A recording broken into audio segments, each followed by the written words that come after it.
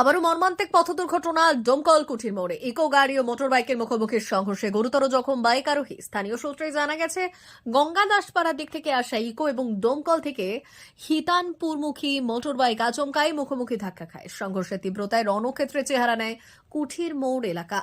আহত বাইক আরোহীর বাড়ি কলাবাড়িয়া, তার পা ভেঙে গেছে বলে দাবি প্রত্যক্ষদর্শীদের। ইকো গাড়ির চালক টিকটিকি পাড়ার বাসিন্দা। গাড়িতেও ব্যাপক ক্ষয়ক্ষতি হয়েছে। খবর পেয়ে দ্রুত ঘটনাস্থলে পৌঁছায় ডোমকল থানার পুলিশ। স্থানীয়দের সহযোগিতায় আহতকে উদ্ধার করে নিয়ে যাওয়া হয় ডোমকল মহকুমা সুপার স্পেশালিটি হাসপাতালে। দুর্ঘটনার কারণ খতিয়ে দেখছে পুলিশ।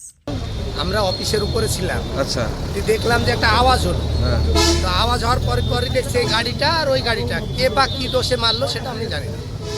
কি হয়েছে, ক্ষয়ক্ষতি কি হয়েছে?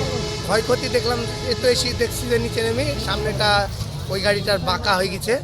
ওই মোটরসাইকেল যে ছিল তার মনে হয় পাটা ভেঙেছে কি যাই হোক, ওকে হসপিটালে পাঠানো এটুকু আমি দেখলাম। পুলিশ এসেছে তো? হ্যাঁ, আবার প্রশাসনে এসছে, ওনারা সরজমিনে দেখছে কার কি দোষ কি ঘাট।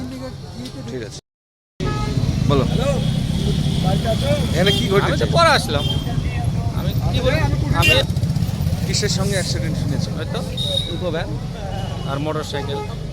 আচ্ছা, কি দেখলে? যেটা অ্যাক্সিডেন্ট হয়েছে পরে দেখলাম যে একই তো লোকজন আছে, দেখলাম আমি এসে দাঁড়ালাম। ক্ষয়ক্ষতি ইকো ভ্যানের তো এক সাইডটা তো একদম টিনটা উঠে গিয়েছে, আর যে গাড়ি ছিল তার কি পা ভেঙে গেছে? ভেঙে গেছে, হসপিটালে গিয়েছে শুনলাম। ঠিক আছে। এখানে আমরা এই দোকানে বসেছিলাম, ইতিমধ্যে একটা বিভৎস সাউন্ড আসলো দেখলাম। আচ্ছা, যে তারপরে একটা মোটর সাইকেল আর একটা মারুতি ভ্যান এখানে দাঁড়িয়ে আছে।